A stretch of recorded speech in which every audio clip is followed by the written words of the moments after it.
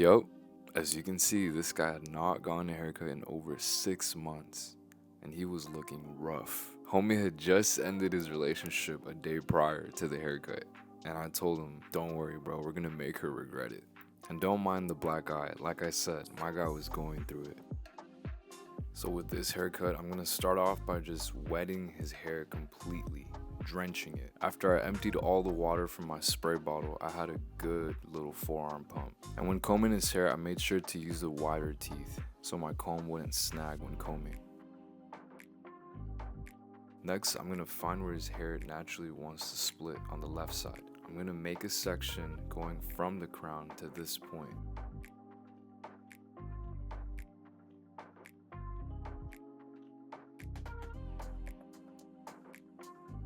And I'm gonna do the same thing on the other side.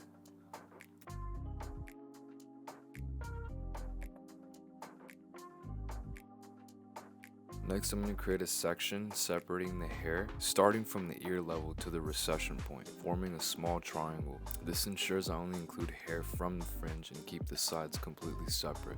Next, I created a small section right through the middle. Using the center section, I established a guideline to determine where his bangs fall. After that, I used a feather razor to create a horizontal line, shaping the front of his bangs and defining that overall look.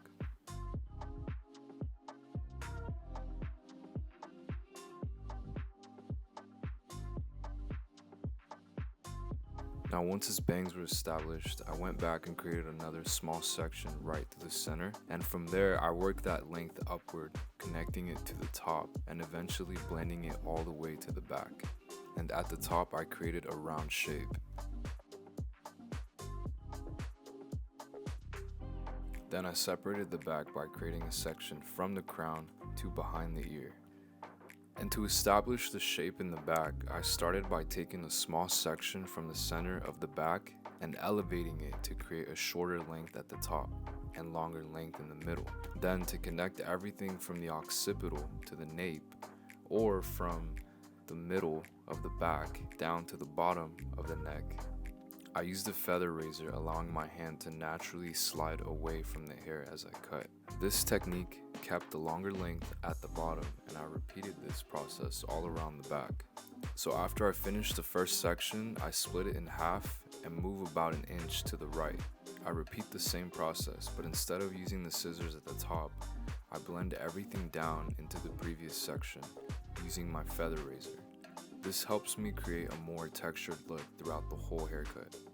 And I'm gonna stop till I reach that last section that's behind the ear.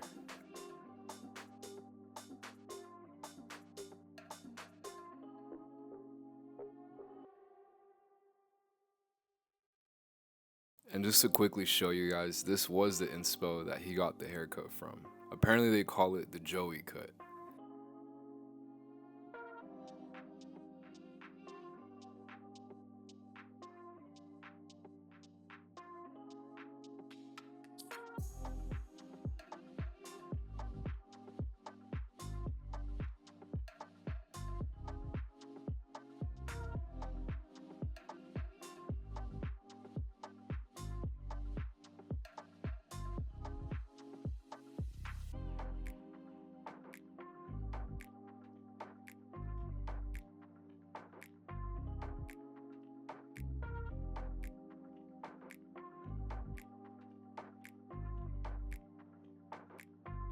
Once I'm done with the back, I'm going to create a section starting from the back all the way to the recession point.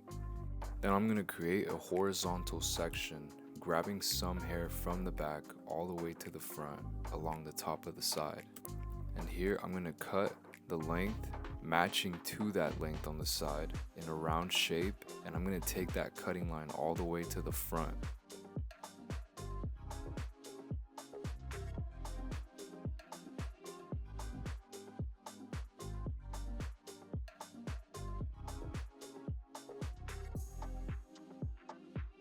Next, I'm going to create slight diagonal sections on the sides, connecting the length I just cut from the top. As I work downward, I'm gradually cutting shorter to prepare for the fade that I'll be doing in the temple area.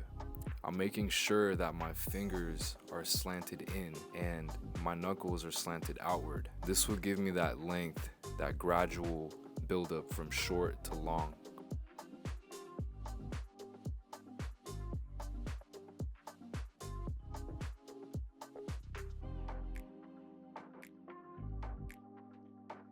And here behind the ear, I just grabbed a small section and blended the shorter lengths into the longer lengths a bit better. Then I created a section from the crown all the way to the natural split in the front. From there, I took the hair from the top and connected it to the sides, and ensuring that I consistently found that guide on the sides. I did this all around the head.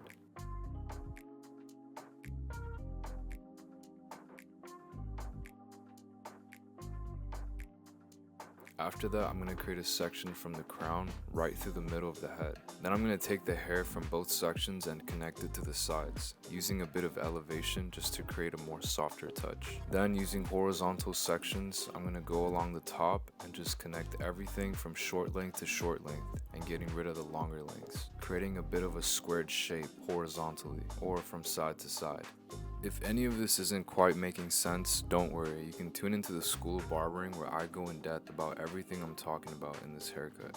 Everything from precision cutting, blending techniques, and so much more. It's all the good stuff you need to take your skills to the next level. The link will be in the description down below. Now here I went back and used my feather razor to clean up his fringe. Next, using the number 3 with the lever closed, I'm going to cut into that length that I created with my shears. And I'm using my comb to help push the hair into the clipper. Next, using my thinning shears over comb, I'm going to go ahead and soften up that weight line.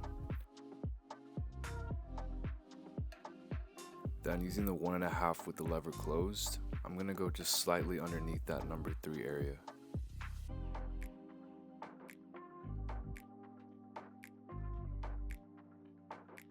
Then using no guard with the lever closed, I'm going to establish where my bald line will be. Then I'm going to move on with the half guard with the lever closed and go up about 1 inch, halfway of the distance that I went up with the 1.5.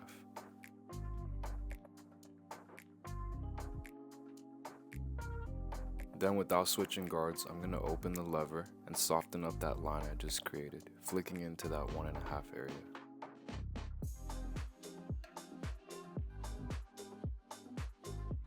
And lastly, I'm going to detail using my thinning shears over comb.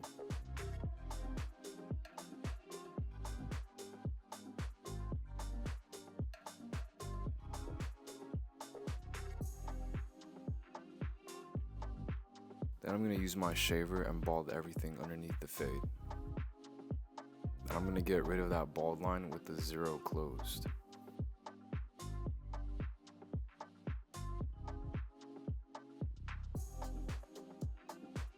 Now using the corner of my trimmers, I'm outlining the shape behind the ear. I'm going to be creating a nice round shape and going out as I go down, since I want to keep the hair towards the bottom longer.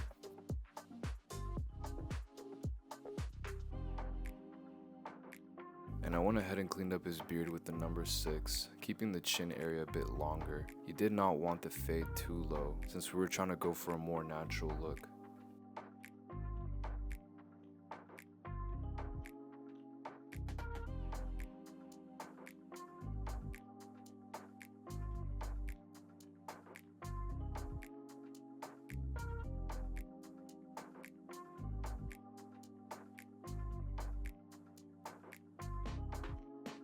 Now to style his hair, I went ahead and wet the hair a bit before I applied some sea salt spray.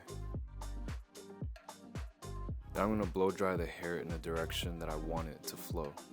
Funny thing is, the power did go out after this since I was using the blow dryer, and I had homie come back the next day to finish the styling. So then after applying a bit of texture powder, I went ahead and used the wide tooth comb and brought out just a kind of a modern style to his mullet. And as I'm combing the hair out, I'm using a bit of hairspray just to keep that shape in place.